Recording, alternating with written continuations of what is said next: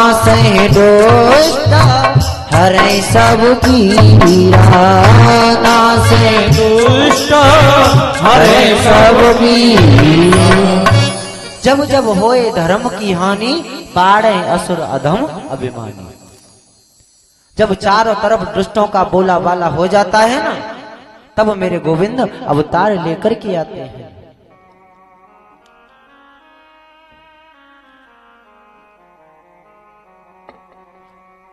चौथा प्रश्न पूछा था कि भगवान, जब वेद में अजन्मा बताया गया है तो यशोदा के यहां पर और कौशल्या के यहां पर कैसे आ गए? इस प्रश्न का उत्तर 10वें स्कंद में हम आपको श्रवण कराएंगे।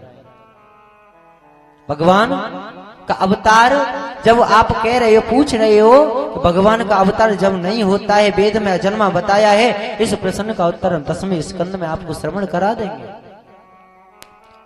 5वां प्रश्न पूछा था भगवान, अब तक भगवान के अवतार कितने हो गए हैं? क्यों परीक्षित जी महाराज, कितने अवतार हुए हैं भगवान के? नहीं पता। कोई मैया बताए हमको कितने अवतार हैं भगवान के? हैं 24 हैं 19।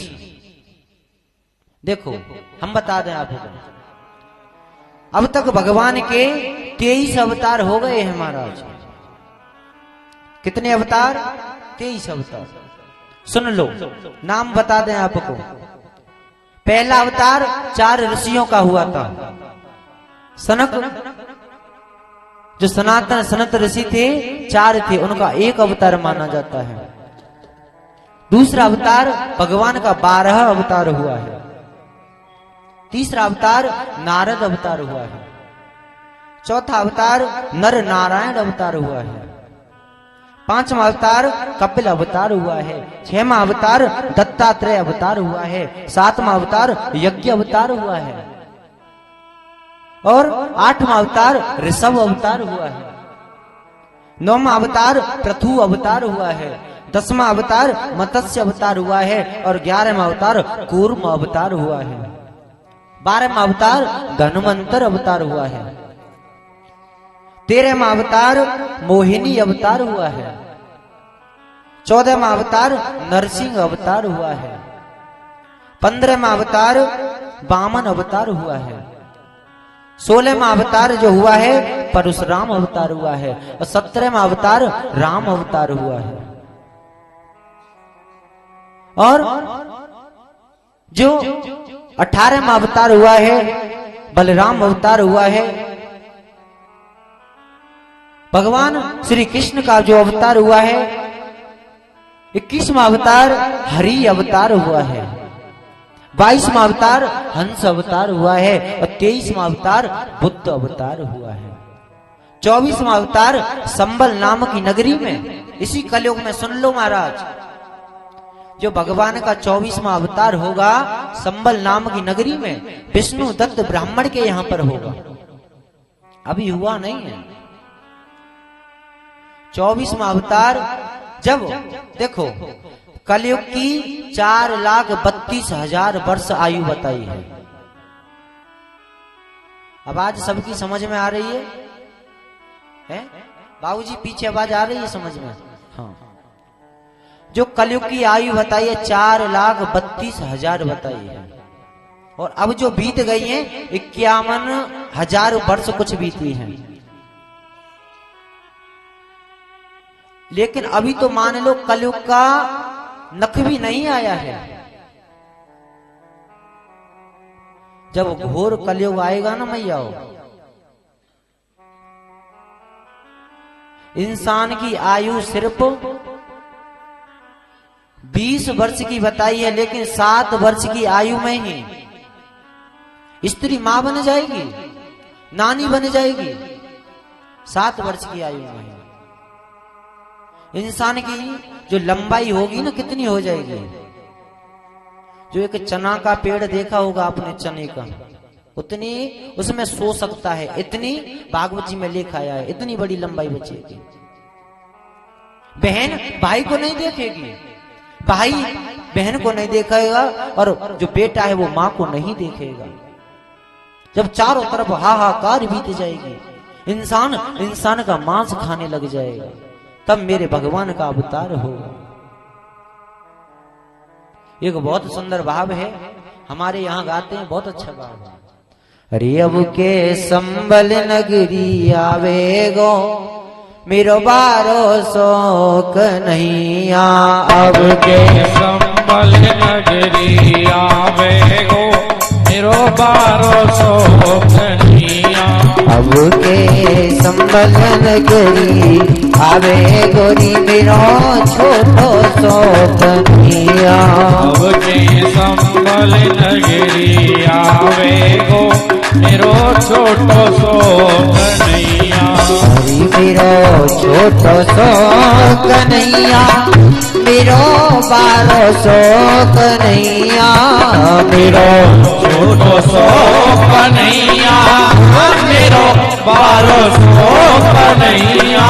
अब के संबल नगरी आवे गो, मेरो छोटो शोक नहीं आ। के संबल नगरी आवेगो, मेरो छोटो शोक। जय हरि।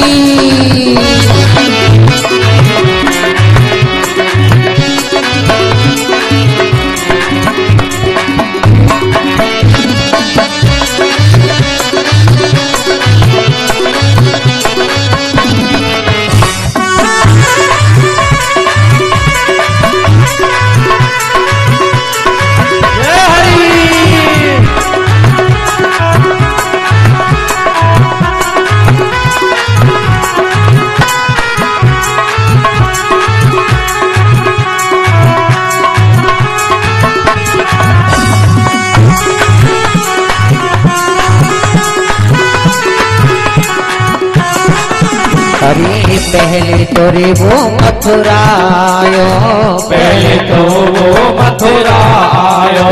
पहले तो बने मथुरा आयो, पहले तो वो मथुरा आयो। अब के हम आओ कहाँ आवेगो अब कितना हैं के। अब के संबल नगरी आवेगो, मेरो छोटो शोक नहीं आ। अब के संबल नगरी आवेगो, मेरो छोटो शोक नहीं ये आ। हरि आगे हरि आवो।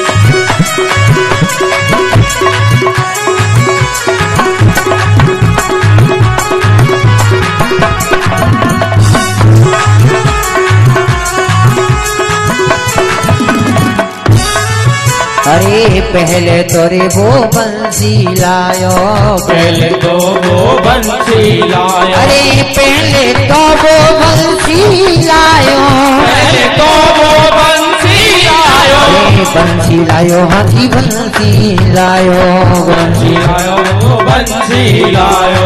अब के तेज दुलारी लावे गो, मेरो बारो शोक नहीं आ। अब के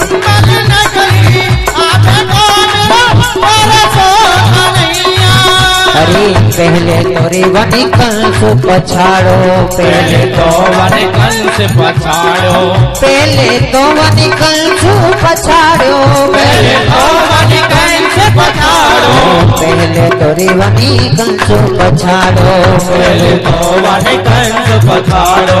अब के दुष्ट ने मार भगावे गो, मेरे बारो शोक नहीं आ।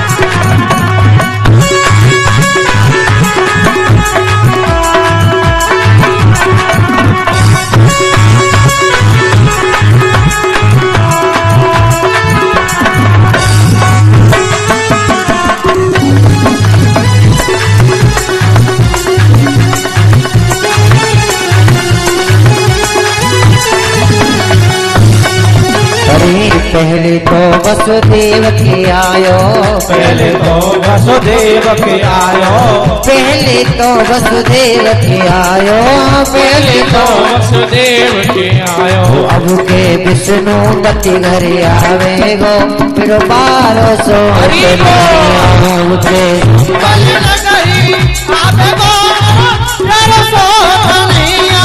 के संबल नगरी आवे गो, फिर छोटा सो कन्हैया। संबल नगरी आवे गो, मेरा छोटो सो कन्हैया। हरि मेरो 1200 कन्हैया, हरि मेरो छोटो सो कन्हैया। हरि मेरो 1200 कन्हैया। हो अब के संबल नगरी आवे गो, मेरो 1200 कन्हैया।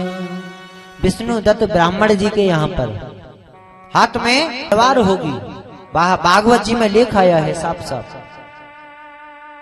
हाथ में तलवार होगी, घोड़े पर सवार होंगे।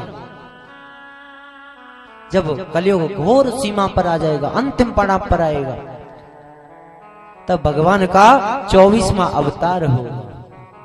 कितने अवतार हो गए हैं अब तक?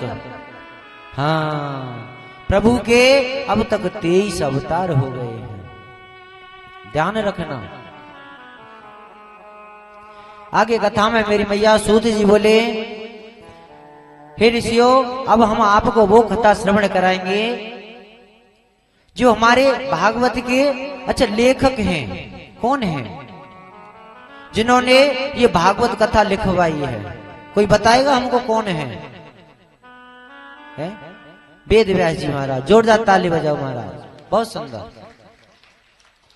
देखो, वेद व्यास भगवान ने तो लिखवाया है, लिखा तो ये किसी और ने है। किसने लिखा है? जैसे मान लो हम यहां से बोलते जाए, आप लिखते जाओ। वेद व्यास भगवान ने तो बोला है, लिखा तो श्री गणेश ने है ना।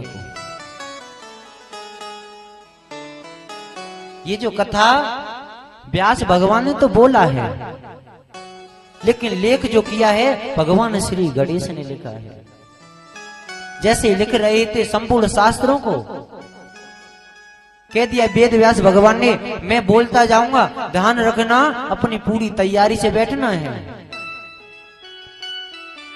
भगवान गणेश लिखते जा रहे थे, वेद व्यास भगवान बताते जा रहे हैं, बताते जा रहे हैं, लिखते जा रहे हैं।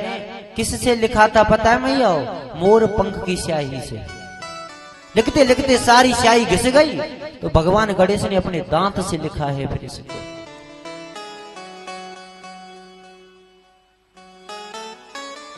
तो हम आपको बताएं, वेद व्यास भगवान के जन्म की कथा आपको श्रवण कराएं। सूत जी बोले, ब्रह्मा के पुत्र वशिष्ठ हुए, वशिष्ठ के शक्ति के पुत्र पाराशर हुए हैं। पाराशर जो ऋषि थे, ये हमारे 8वें वसु थे। हमारे 8 वसु हैं महाराज। ये जो पाराशर ऋषि थे, 8वें वसु थे।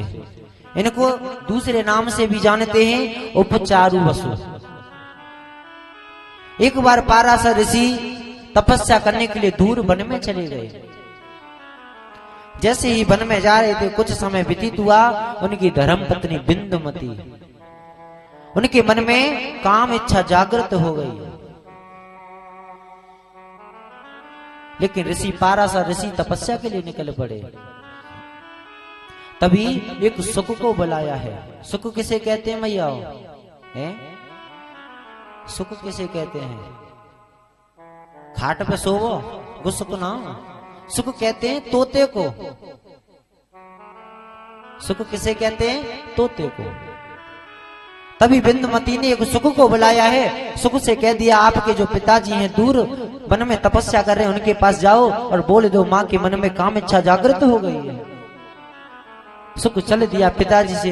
पाराशर ऋषि ने कह दिया, महाराज ऐसे ऐसे माँ ने संदेशा भेजा है। पाराशर ऋषि ने एक दोने में अपने रज को दे दिया है। रज को दे करके कह दिया, जाओ बिंदुमती से कह देना, आप इसको पान कर लेना, जो मन में काम इच्छा है वो शांत हो जाएगी। तभी वो सुख चोंच में भर करके उसको रज को उड़ रहा था। तभी बीच नदी आ गई है। नदी पर एक बाज ने उस तोते पर प्रहार कर दिया। जैसे युद्ध हुआ है, सुख के मुख से चोंच से जैसे ही वो दोनों उस तालाब में गिर पड़ा है। जाकर के बिंदुमती से कह दिया अभी पिताजी को ऋषि को आने में समय लगेगा। तुरंत श्राप दे दिया। उस रज को एक मछली निगल गई। जब उस मछली का पेट चीरा गया, उस मछली के गर्भ से एक मत्स्य गंधा नाम की कन्या उत्पन्न हो गई। मत्स्य गंधा कन्या धीरे धीरे बड़ी होती है। तभी जो उसका पिता था धीवर था, नाव चलाता है। कुछ समय व्यतीत होने के बाद वही कन्या अपने पिताजी के लिए भोजन की लेकर के उस नदी पर आई है। तभी समय व्यतीत हुआ। पाराशर ऋषि अपनी तपस्या से पूर्ण होकर के लौट कर आ रहे थे। तभी नदी पर आवाज देती है कोई जो इस नदी से हमको पार कर दे। जैसे ही भोजन लेकर के आई थी, जैसे ही उसका धीवर जो पिता था भोजन करने के लिए बैठा, तुरंत कहता है बेटी रुक जाओ, मैं पहले इस यात्री को पार कर दूं। तभी मत्स्य गंधा कहती है पिताजी आप भोजन करो, कोई बात नहीं, इस यात्री को मैं पार कर दूंगी। चल दी है। नाव को लेकर के पाराशर ऋषि के पास आ गई। पाराशर ऋषि के पास जैसे ही आई है, अब तो उस रजस्वला कन्या को देख करके पाराशर ऋषि की बुद्धि बिगड़ गई। कहते हैं देवी हम आपके साथ काम इच्छा शांत करना चाहते हैं। तभी वो युवती कहती है महाराज आप ठहरे ऋषि, मैं एक रजस्वला युवती, ऐसा सोचना भी बहुत पाप होगा। तभी लेकिन जिसकी बुद्धि पे काम बैठ जाए मैया, बिना शांत हुए चैन नहीं पड़ता है उस व्यक्ति को। अब तो युवती कहती है महाराज आप ऐसी बात क्यों कर रहे हो, देख लो ऊपर सूर्य भगवान हैं। तुरंत ऋषि ने अपने कमंडल से जल लिया, आकाश में फेंक दिया, तुरंत कोहरा छा गया है। कहती है जल में वरुण देव का वास है। दूसरा लेकर के जल में जैसे ही मारा है, पूरे जल में काई छा गई है। अपनी काम इच्छा को शांत करके वचन दे दिया जाओ तुम्हारी गर्भ से वेद का जो वेद पुराण है उसका मर्मज्ञ ज्ञाता जन्म लेगा। उसी मत्स्य गंधा की गर्भ से कृष्ण द्वैपायन जी का जन्म हुआ है। ये जो व्यास भगवान है इनका नाम था कृष्ण द्वैपायन। चारों वेदों को लिख दिया है, 18 पुराण लिख दिए, 6 शास्त्र लिखवा दिए हैं। आगे जाकर के इनका नाम वेद व्यास पड़ गया है और उस मत्स्य गंधा का नाम सत्यवती पड़ गया है। आज तो वेद व्यास भगवान इतने लेखकों को 6 शास्त्र लिखवा दिए, 18 पुराण लिखवा दिए, सबको लिखवा करके दुखी बैठे हैं, निराश हैं। कहते हैं मैंने लेख तो लिखवा दिए लेकिन आने वाले युग में कलयुग में इसका प्रचार कौन करेगा, कौन करेगा। तभी देखो व्यास भगवान ने 6 शास्त्र लिखवा दिए, 18 पुराण लिखवा दिए, 4 वेद लिखवा दिए, फिर भी चिंता में है कि मैंने अपने जीवन में कुछ नहीं किया है, इसका प्रचार कैसे होगा। लेकिन आजकल के युग में अगर कोई व्यक्ति एक छोटी सी किताब लिख दे ना, अपने आप को बहुत बड़ा कवि समझ लेता है। ये कलयुग की सच्चाई है महाराज। अब तो तभी उसी बीच नारद जी का आगमन हो गया। नारद जी कहते हैं वेद व्यास कैसे चिंता करते हो, काते चिंता भले सी, आपको क्या चिंता है। अब तो वेद व्यास कहते हैं भगवान मैंने अपने जीवन में अभी तक कुछ नहीं किया है। देख लो 6 शास्त्र लिखवा दिए, 18 पुराण लिखवा दिए, फिर भी कहते हैं मैंने अपने जीवन में कुछ नहीं किया है। नारद जी कहते हैं वेद व्यास आप चिंता क्यों करते हो, आप संतों की शरण में रहो। संतों की शरण में बहुत बड़ी पावर होती है, बहुत बड़ी शक्ति होती है। आज नारद जी कहते हैं मैं अपने पिछले जन्म की आपको कथा श्रवण कर रहा हूं, ध्यान से सुनना मैया, बहुत अच्छी कथा है बाबूजी।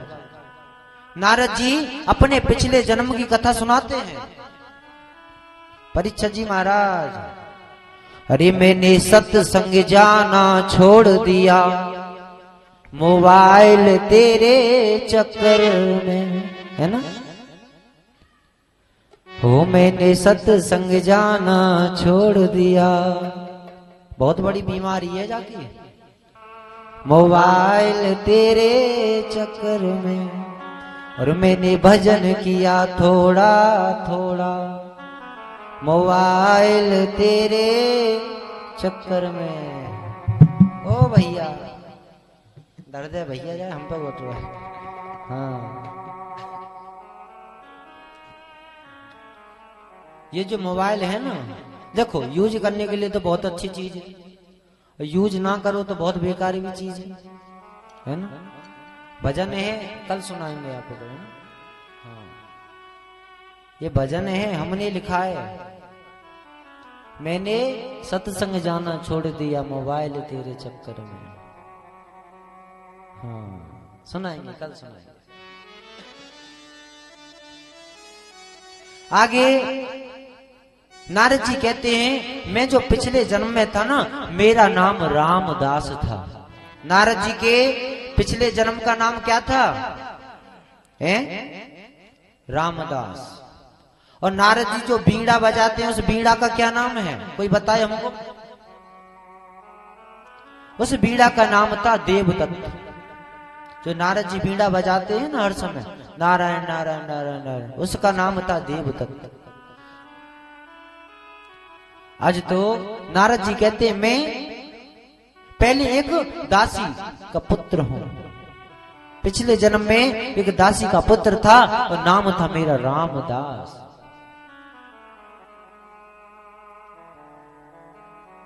जो हमारा चतुर्मास होता है ना, चतुर्मास अभी व्यतीत होकर के गया था। चतुर्मास व्यतीत करने के लिए कुछ संत हमारी कुटिया पर आए। घर में सिर्फ मैं और एक मेरी माँ रहती है और कोई तीसरा व्यक्ति नहीं है। संत भगवान जैसे आए, अब तो संत हमारी कुटिया पर रह करके भजन ध्यान करते हैं, भजन करते हैं। अब तो छोटा था मैं, तो अब तो संत भी मुझे बुलाते हैं, प्यारा था बेटा रामदास इधर आओ, बेटा रामदास इधर आओ, भजन करेंगे भजन करेंगे, आ जाओ।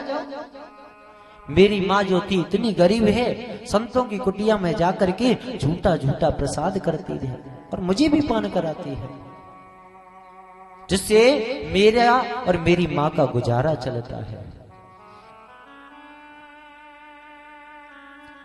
चतुर्मास व्यतीत करने के लिए संत जैसे ही आए हैं, अब तो संतों के प्रति मेरा भी रुझान होने लगा। संत धीरे धीरे भजन करते हैं और मैं भी उस भजन की संगत के हिसाब से उनके साथ रहने लगा। अब तो चतुर्मास जैसे ही व्यतीत हुआ, संत भगवान जाने लगे हैं। संत जैसे ही जाने की बात करते हैं, तभी मैं उनके चरणों में लेट गया। बाबा आप मुझे भी अपने साथ ले चलो। लेकिन संत भगवान कहते हैं बेटा चलो, लेकिन उधर रामदास की माँ दुखी होती है। बाबा जो मेरा पुत्र है इसको आप मत लेकर के जाना। क्यों? क्योंकि ये मेरा बुढ़ापे में इकलौता सहारा है। अगर आप इसको लेकर के चली जाओगे तो मैं किसके सहारे अपना जीवन व्यतीत कर पाऊंगी। अब तो संतों से रामदास कहता है बाबा मैं भी आपके साथ जाऊंगा, और माँ कहती है इसको मत लेकर के जाना। अब तो संत भगवान बड़े विचित्र तरीके से फंस गए। अगर रामदास को ना लेकर के जाएं, एक भक्त भगवान के प्रति जुड़ना चाहता है, अगर उसको ना लेकर के जाएं ये भी गलत है। और अगर लेकर के जाते हैं, ये माँ है, इसके मोह में अपने प्राणों को त्याग देगी। संत भगवान समझाते हैं बेटा जो पुत्र होगा ना, उसका परम कर्तव्य क्या होता है? जो पहला कर्तव्य है अपने माता पिता की सेवा करना।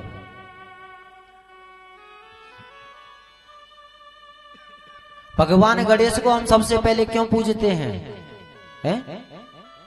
क्यों पूजते हैं? कोई बताओ। क्योंकि उन्होंने ना अपने माता पिता को सर्वश्रेष्ठ मान करके परिक्रमा लगाई थी।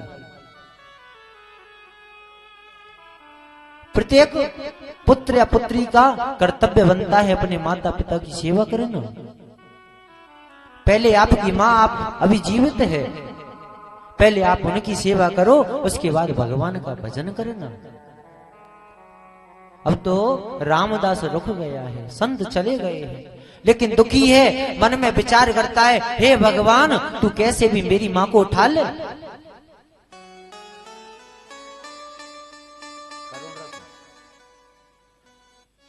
अब तो बार बार जिद करता है, भगवान से प्रार्थना करता है, प्रभु ये जो भगवान के मिलन में आपसे भेंट दूरी हो रही है, सिर्फ माँ है, कैसे भी मेरी माँ को उठा ले दो। एक दिन क्या होता है, रामदास की माँ गाय का दूध निकालने के लिए जाती है, कुटिया में तभी काला सर्प आता है और उस माँ को डस लेता है, जिससे उनकी परम गति प्राप्त हो जाती है। अब तो रामदास एक मन से दुखी होता है, एक मन से खुश है, रोने लगा।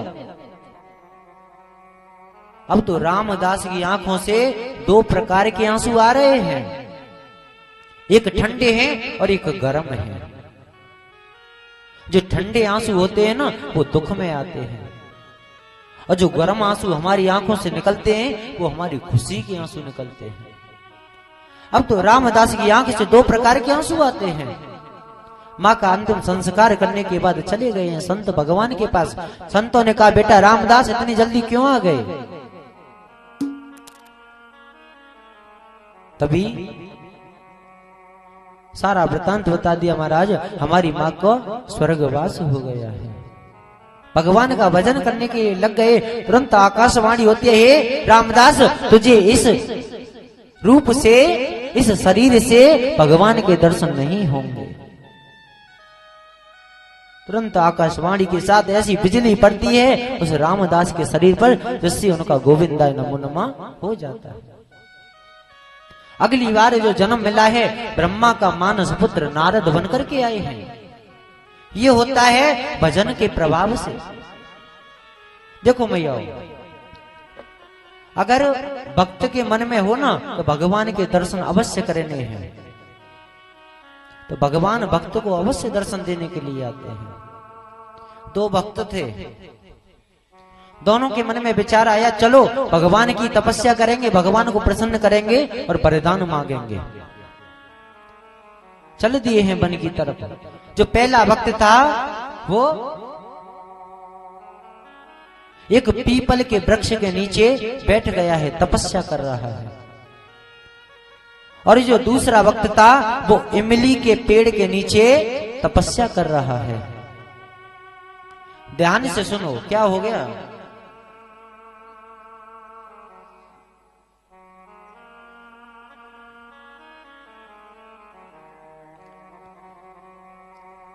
जो एक भक्त था पीपल के वृक्ष के नीचे तपस्या करता है, दूसरा इमली के वृक्ष के नीचे। कुछ समय व्यतीत हुआ तपस्या करते करते, तभी देवर्षि नारद जी का आगमन हुआ।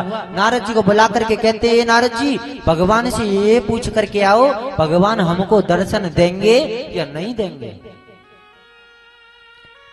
अब तो बैकुंठ में नारद जी जैसे ही जाते हैं, बीड़ा बजाते बजाते, तभी भगवान से भेंट हो गई। कहते हैं, भगवान आपके दो भक्त तपस्या कर रहे हैं, उन्होंने पूछा है आप दर्शन दोगे या नहीं दोगे।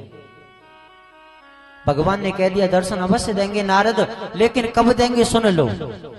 जो पीपल वाला वृक्ष है ना, जितने पीपल में पत्ते लगे हुए हैं इतने वर्ष तक उसको तपस्या करनी पड़ेगी, जब देंगे।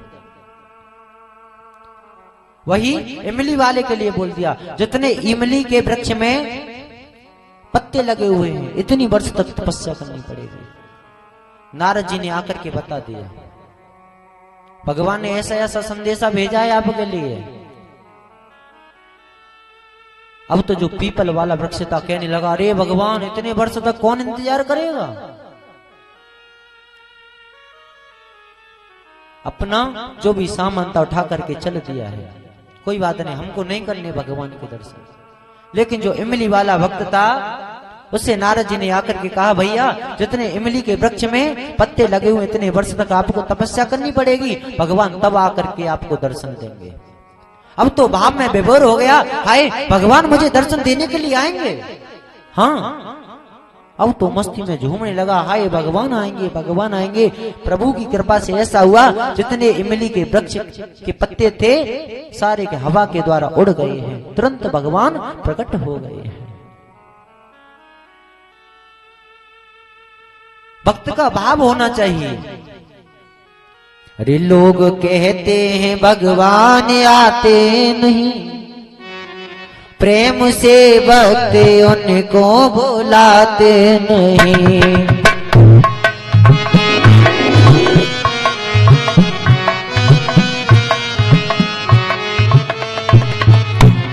लोग कहते भगवान आते नहीं, लोग कहते हैं भगवान आते नहीं, प्रेम से भक्ति उनको बुलाते नहीं, प्रेम से भक्ति उनको बुलाते नहीं। अरे नरसी ओ भक्ति नरसी की भांति तो करते नहीं, भक्ति नरसी की भांति तो करते नहीं, भक्ति मीरा की भांति तो करते नहीं, भक्ति मीरा की भांति तो करते नहीं। लोग कहते हैं भगवान आते नहीं, लोग कहते हैं भगवान आते नहीं।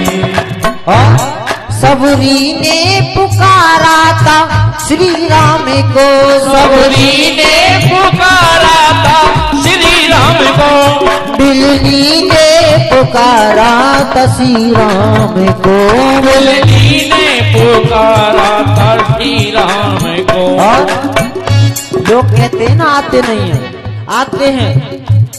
अरे खा जाते हैं बेर, है ना, खा जाते हैं बेर, खवा के देख ले, खवा के देख ले, आ जाते हैं राम बोला के देख ले। अरे राम नाम मीठा है कोई गा के देख ले, गा के देख ले, राम नाम मीठा है कोई गा के देख ले, आ जाते हैं राम बोला के देख ले, आ जाते हैं राम बुला के देख ले, हो आ जाते हैं राम बोला के देख ले, आ जाते हैं राम बुला के। अगर भक्त में भाव होगा तो भगवान अवश्य आते हैं। लेकिन आजकल लोग भी तो अलग हैं मैया, विचित्र हैं। कैसे? मान लो कोई सज्जन अच्छे हैं, बढ़िया व्यवस्था है, ठाकुर जी का बात, ओ मैया बात नहीं।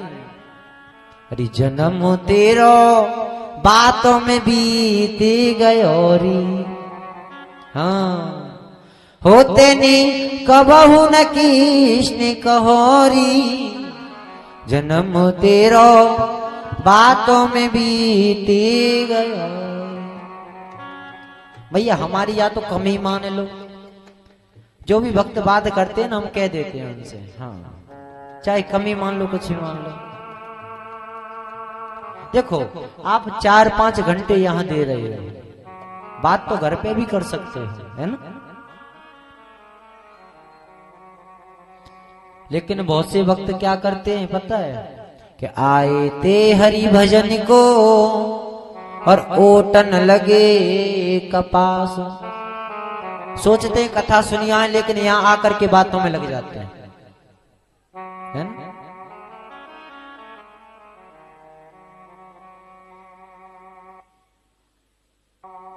आजकल के विचित्र कैसे लोग हैं सुन लो। मंदिर में जाएंगे पूजा करने के लिए, है ना। भगवान की पूजा चल रही है, आरती चल रही है, लेकिन बाहर दरवाजे पर चप्पल उतार दिए, महंगी वाले जूता महंगे वाले उतारे हैं। एक निगाह तो भगवान की तरफ, जो ध्यावे फल पावे दुख विन से मन का। दूसरी निगाह जूतों की तरफ, धन्य दौलत घर आवे। कहने का भाव यही है